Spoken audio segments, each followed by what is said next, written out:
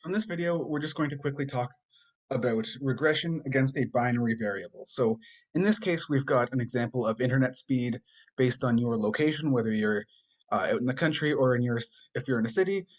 So the internet speed is in megabits per second. This is a continuous variable.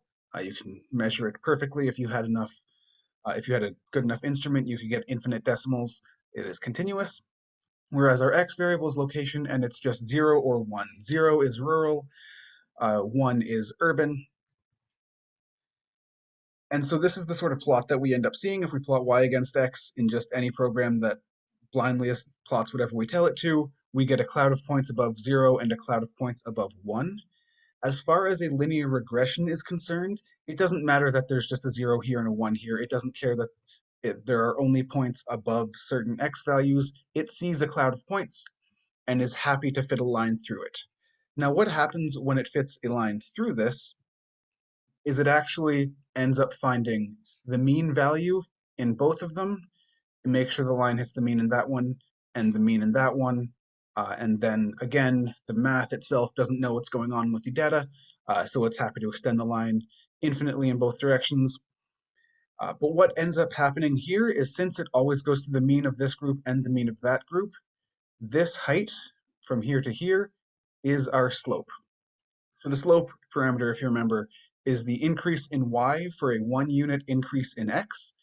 In the case of a binary covariate, there is only 1 unit increase. It only goes from 0 to 1. That's a 1 unit increase. So as x goes from 0 to 1, y goes from the mean of this one to the mean of that one.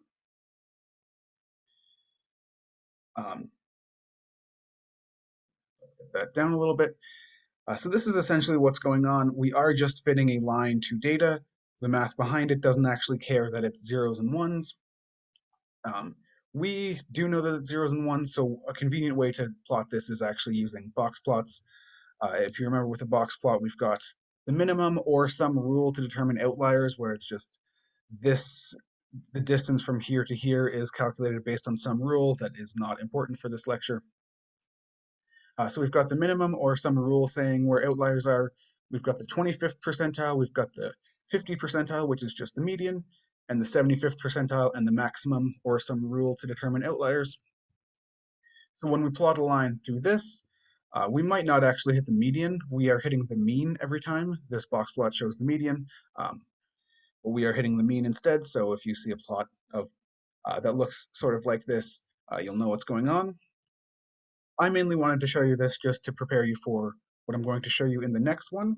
So in the next little doodle that I have, we're looking at two different x variables. So big reveal here. On the y, again, we have internet speed. We have location on the first x-axis and housing type on the second x-axis. Both of these are 0 or 1, so housing type in this example is either a house or an apartment building of some sort. And the interpretation changes a little bit. See, we're not just putting a line through these two boxes and putting a line through these two boxes, because we also have to fit a line through those two boxes and one through those ones as well. And unless they're in a very, very specific configuration, the line itself is going to wobble a little bit or twist somehow in order to fit them, which it can't do in linear regression. So linear regression tries to find the best plane through these boxes, and I do mean a plane. Again, it doesn't know that there's only zeros and ones. It's fitting something that is just a plane off into forever in all directions. It is just like a sheet of paper that tries its best to go through the mean of all of these clouds of points. So when you're doing multiple regression, it's very common for the slope to change a little bit. This kind of demonstrates why the slope for, I'm going to switch to a different color because I've occluded a lot of things. The slope for this one is going to be different from the slope required to make the plane fit the best. So as soon as you incorporate this second dimension, the plane has to change a little bit to account for these slopes. So that's what I wanted to say about this. When you've got regression against binary variables, your The math behind it doesn't care that they're binary variables. It just sees a cloud of points that happen to be above only two x values, but that doesn't factor into the calculations at all.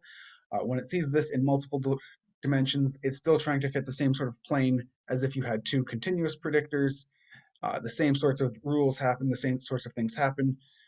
The other big takeaway is that when you have two different uh, binary covariates, the slopes might not be perfectly equal to the difference in the mean of the two groups. It's going to be affected by the regression against the other covariates as well, and the math is going to try and fit the best plane, which may not go directly through the means.